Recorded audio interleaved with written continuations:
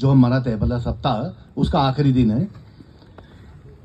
NSC की स्थापना क्यों हुई शायद आपको बताया होगा, बट थोड़ा सा उस पर प्रकाश डालूंगा और एक बार रोशनी डालूंगा कि जब भारत देश हमारा आज़ाद हुआ 1947 में और औद्योगिक क्रांति की शुरुआत हुई, मतलब कारखाने बनना शुरू हुए, रोड्स बनने शुरू हुए, डैम्स वगैरह बनने लगे, फैक्ट्रीज, तो उसके साथ साथ जब प्रगति होने लगी तो और भी चीज़ें जो आती है वो है एक्सीडेंट्स, पर्यावरण का ह्रास, थोड़ा सा विनाश वगैरह वगैरह। तो इन चीज़ों को कंट्रोल करने के लिए हमारी लेबर मिनिस्ट्री ने उस वक्त सोचा कि जैसे फॉरेन में भी नेशनल सेफ्टी काउंसिल होता है, तो हमारे यहाँ पर भी इस तरीके की एक संस्था बनाई जाए, नॉन प्रॉफिट मेकिंग। तो वो जो दिन था वो था 4 मार्च 1966।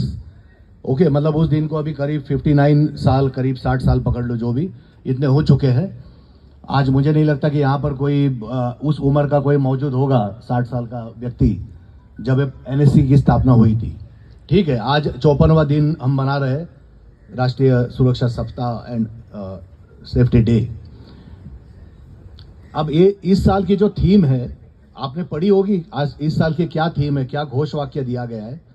वो दिया गया कि safety and well being crucial for विकसित भारत। अब मैंने थोड़ी देर पहले आपको कहा कि जब देश आजाद हुआ था तब हम विकसनशील देशों में हमारी गिनती हो रही थी।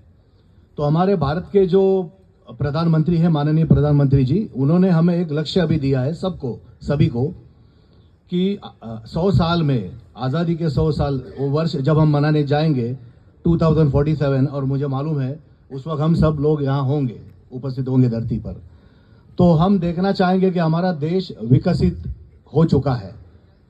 ओके, डेवलप्ड कंट्री में हमारी गणना होनी चाहिए, जैसे कि अमेरिका है, जापान है, ओके, रशिया है, चीन है, चाइना है। चाइना की बात करूं तो एक पुराना रिकॉर्ड जो मैंने पढ़ा था, आज से मतलब 2005 की बात है, 2005 पेपर में एक न्यूज़ आई थी कि वहाँ पर बहुत सारे डेवलपमेंट तो उन्होंने कर दी है। आप जानते हैं चाइना बहुत आगे, सबको मात दे रहे हैं हर एक चीज़ों में।